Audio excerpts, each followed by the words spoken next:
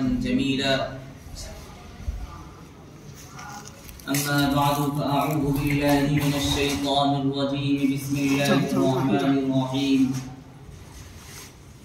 ولا تنكحوا المشركين حتى يؤمنوا صدق الله مولانا العظيम। मुअज़्ज़ज़ व मुकर्रम हज़रात असातिज़ा इकराम और हाज़रीन महफ़िल,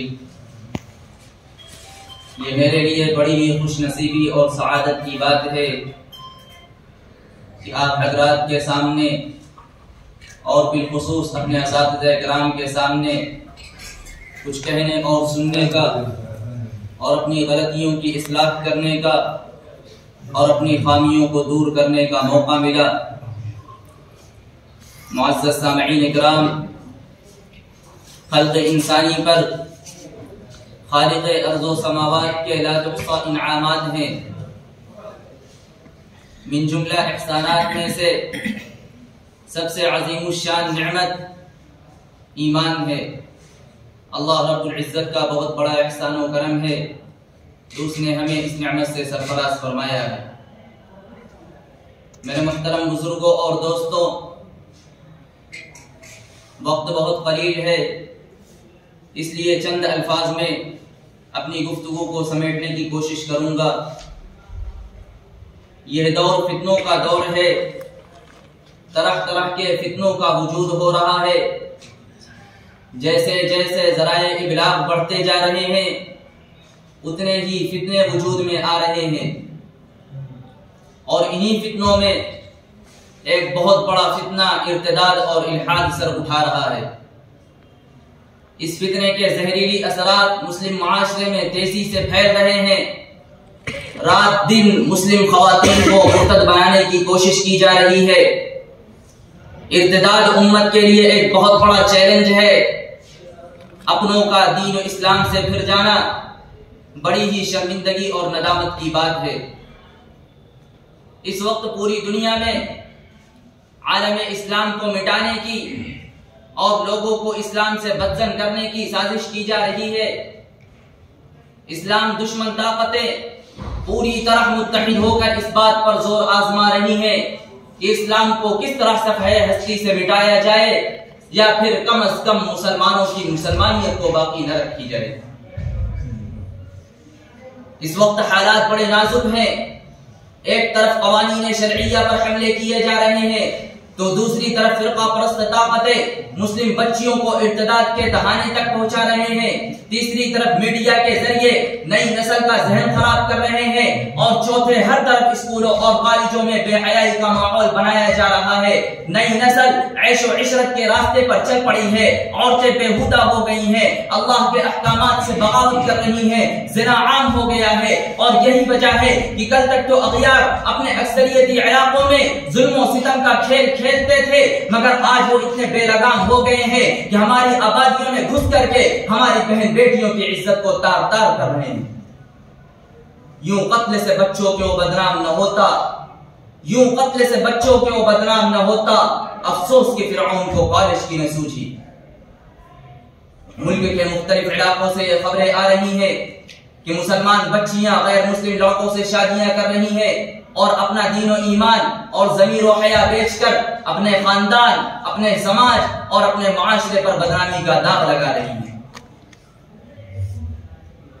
मेरे मुहतरम बुजुर्गों और दोस्तों, उर्दू अखबारात और सोशल मीडिया के जरिए से हर रोज ये खबर सुनने को मिलती है कि फुला मुस्लिम लड़की ने फुला गैर मुस्लिम लड़के से शादी कर ली, फुला कॉलेज में पढ़ने वाली बच्ची ने प्यार में अंधी होकर कोर्ट मैरिज कर ली, फुला बड़े बाप की बेटी ने आशिक के हमरा घर से भागकर शादी कर ली। ये खबरें इंतहाई दिलदोज और परेशान कुन होती हैं। जब भी इस तरह की खबरें में सुनने में आती हैं दिल कांप जाता है और ये सोचने पर मजबूर हो जाता है कि आखिर किस तरह से हमारी बच्चियां गैर मुस्लिमों से शादियां कर रही हैं।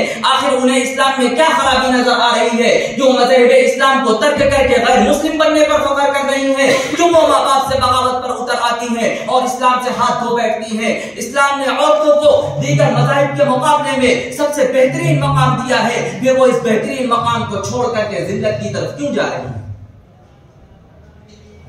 टाइम्स ऑफ इंडिया के एक सर्वे के मुताबिक गुज़िश्ता 3 सालों के अंदर 40,000 से ज्यादा मुसलमान बच्चियां गैर मुस्लिमों से शादियां कर चुकी हैं।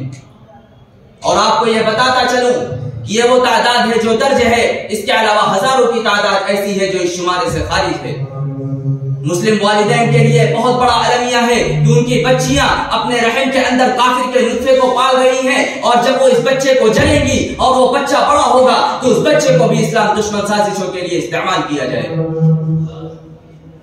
आरएसएस का यह ख्वाब पूरा होता नजर आ रहा है कि हम कसीर तादाद में मुस्लिम बच्चियों को हिंदू घराने की बहू बनाकर लाएंगे। आरएसएस ने 2017 में यह ऐलान किया था कि हम 6 माह के अंदर 2100 मुस्लिम बच्चियों को हिंदू घराने की बहू बनाकर लाएंगे, मगर आज जब हम नजर दौड़ाते हैं तो 3 सालों के अंदर 40,000 से ज्यादा हमारी बच्चियां गैर मुस्लिमों के घरों में नजर आती हैं। आखिर ये सिलसिला कब तक चलता रहेगा? कब तक हमारी बहन बेटियां इस तरह नादानी का शिकार होती रहेंगी? कब तक वो गैरों के पहनावे और फुसलावे में आती रहेंगी? कब हमारे वालिदैन को होश आएगा? कब वो अपने गफलत की चादर को चाक करेंगे? कब हमारी मुस्लिम तंजीमें मैदान अमल में आएंगी और इन नापाक साजिशों और घिनौने अज़ाइम के खिलाफ आवाजें बुलंद करेंगी? लेकिन यहाँ सवाल ये पैदा होता है कि आखिर हमारी बच्चियां इस तरह इर्तिदाद का शिकार क्यों हो रही हैं और उसकी क्या वजूहात हैं? सबसे पहली वजह है वालिदैन का दीन से दूर होना। जाहिर है जो बच्ची बेदीनी के माहौल में परवरिश पाकर बड़ी होगी और कुरान और हदीस और इस्लामी तालीमात से आगाह नहीं होगी तो वो पहले ही इस हद के करीब चल रही है जहां से इर्तिदाद का रास्ता आसानी से मिल जाता है। इसलिए मुस्लिम वालिदैन से दरख्वास्त है कि वो खुद भी दीनदार बने और अपने घरों में भी दीनदारी का माहौल बनाए। अपने बीवी बच्चों के साथ बैठ करके टीवी सीरियल में वक्त गुजारने के बजाय कुरान और सुन्नत की तालीमात पर बातें करें, खुद भी दीनदार बने और अपने बच्चियों और अहल व अयाल के आखिरत की फिक्र करें। और दूसरी वजह है मखलूक तालीम। आज हमारे मुल्क के मुख्तलिफ बच्चियां इस तालीम के दौरान अमल के इस दौर से गुजर रही होती हैं जहां से वो अपनी जिंदगी के सुहाने ख्वाब देखती हैं और हर सराब को हकीकत समझती हैं। गैर मुस्लिम शरपसंद ताकतें मुस्लिम बच्चियों को टारगेट बनाते हैं और अपने जाल में फंसाकर बहला फुसलाकर प्यार मोहब्बत का झांसा दे करके अपने तरफ खींचते हैं। और जब वो बच्ची प्यार में अंधी होकर के कोई गलत कदम उठा लेती है तब कहीं जाकर के वालिदैन को होश आता है। मेरे मोहतरम बुजुर्गों और दोस्तों, वक्त की किल्लत इस बात की इजाजत नहीं देती कि आगे गुफ्तगू की जाए, वरना इस मौजू पर गुफ्तगू करने के लिए तो एक तवील वक्त दरकार है। मैं इन्हीं चंद अल्फाज पर अपनी गुफ्तगू को मुकम्मल करता हूँ और मुस्लिम वालिदैन से और अपने नौजवान भाइयों से गुजारिश करना चाहता हूँ कि अब खड़े हो जाइए, इस अपने गफलत के पर्दे को चाक कीजिए और बद मुस्लिमों के साजिशों को नाकाम बनाइए और उनकी आंखों में आंखें डाल करके कह दीजिए कि किताब सादा रहेगी कब तक, कभी तो आगाज़ बाब होगा। किताब सादा रहेगी कब तक, कभी तो आगाज़ बाब होगा। जिन्होंने बस्ती उजाड़ डाली कभी तो उनका हिसाब होगा।